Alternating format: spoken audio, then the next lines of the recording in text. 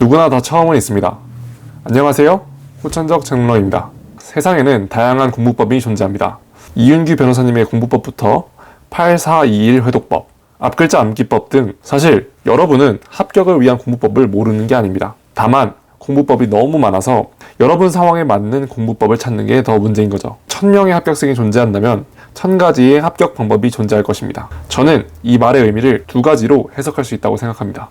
첫째는 합격을 위한 절대적인 방법은 없다는 거고, 두 번째는 1000가지의 방법이 다르더라도 분명 각각의 방법은 합격에 목적 적합한 방법이었다는 겁니다. 이번 영상은 바로 두 번째 해석에 근거해서 여러분께서 어떻게 하면 자신에게 맞는 방법을 찾을 수 있는지 설명드리고자 합니다.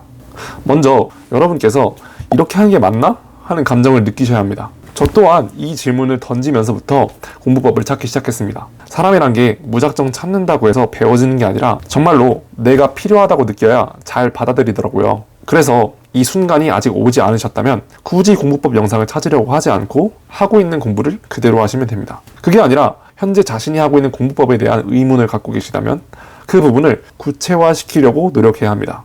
대부분의 수험생들이 자기가 잘못하고 있는 것 같지만 아무런 조치를 취하지 않는 이유가 자신이 무엇 때문에 이런 느낌을 갖는지 모르기 때문입니다. 이 부분을 최대한 구체화해야만 여러분이 찾아야 하는 해결책도 명확해집니다. 예를 들어 경제를 공부하는데 너무 이해가 안 돼요 에 대한 질문보다 ISLM 모형 문제를 어떻게 풀어야 하는지 모르겠어요 라는 질문에 대한 해답을 찾는 게 더 쉽습니다. 왜냐하면 첫 번째 질문에 대한 답은 그저 열심히 공부하는 게 끝입니다. 두 번째 질문에 대한 답은 ISLM 모형이 어떻게 나오는지, 그래프를 어떻게 해석해야 하는지를 자세히 살펴보세요 라고 말할 수 있습니다. 이렇게 구체적인 질문을 던져야 구체적인 답을 찾을 수 있습니다. 그래서 공부법을 찾아보기 전에 여러분께서 구체적으로 어떤 부분에서 힘들어하고 계신지를 정의해 보세요. 그 다음은 각각의 공부법을 어떻게 하는지가 아니라 왜 하는지를 생각해 보세요.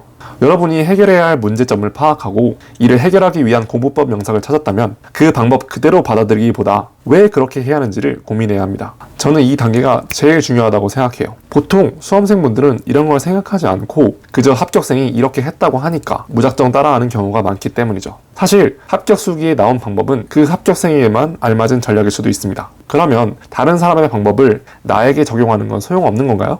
당연히 아닙니다. 만약 소용이 없다면 제가 여기 나와서 이렇게 설명하는 것도 무의미한 일이 되겠죠. 예시로 제가 이윤규 변호사님의 방법을 어떻게 적용했는지를 설명드릴게요. 제가 가장 도움을 많이 받았던 공부법은 기출문제 공부법과 구조화 독서법이었습니다. 저는 공부법 영상을 보면서 다음의 질문을 던졌어요. 이윤규 변호사님께서는 왜 기출을 먼저 보라고 강조하신 걸까요? 제 생각에 기출이란 건 우리가 시험장에서 풀어야 했을 문제이고, 또한 기출문제에는 공통적으로 나오는 부분이 있기 때문에 우리가 먼저 공부해야 할 대상을 파악하기 위해서 먼저 봐야 한다고 생각했습니다.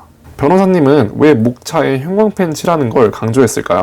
제가 생각하는 구조화 독서법이란 목차를 통해 해당 내용의 위계를 파악해서 그 단원이 어떤 내용으로 어떤 순서로 구성되어 있는지를 한눈에 이해할 수 있게 하는 것이 핵심이라고 생각했어요. 제가 스스로 이해한 공부법의 본질을 토대로 기출을 근거로 빈출된 주제부터 정복해 나왔고, 그럼으로써 커트라인을 넘기기 위한 최소한의 점수를 확보했습니다. 그리고 그날 공부가 끝났을 때는 해당 단원이 어떤 내용으로 구성되어 있는지 목차를 활용하여 해당 단원을 한 페이지로 요약하려고 노력했습니다.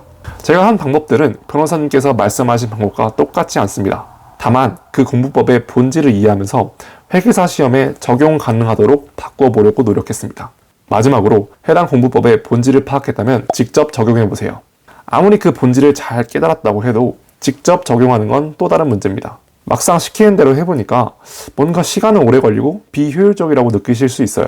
또는 그 방법이 누군가에게는 필요한 방법이고 누군가에게는 전혀 필요 없을 수 있습니다. 이론과 실제는 다르기 때문에 직접 해보시면서 나에게 적합한 공부법인지를 한번 판단해보세요. 정리하자면 여러분이 먼저 본인의 공부법에 문제가 있다는 걸 인지해야 하고, 다른 분들의 공부 방법 그 자체보다는 왜 그걸 하는지를 더 고민하셔야 합니다. 그리고 이를 직접 해보면서 점차 여러분만의 방법으로 만드시면 됩니다. 이 과정 또한 완벽한 순서가 있다고 생각하지 마세요. 제가 말한 순서와 달라도 됩니다. 제가 말씀드리는 건 여러분만의 공부법을 찾기 위해 이것저것 해보면서 수정해 나가시라는 겁니다. 여러분만의 방법이 생기면 앞으로 남들이 말하는 수만 가지의 방법론에 쉽게 흔들리지 않으실 겁니다. 그것이 바로 제가 말하는 남들과 차별화되는 기준이자 합격하기 위한 자격인 거죠. 저는 저의 노력으로 만들어낸 재능이 여러분의 합격에 큰 도움이 되기를 진심으로 바랍니다. 이상 후천적 재능러였습니다. 도움이 되셨다면 구독과 좋아요 부탁드릴게요.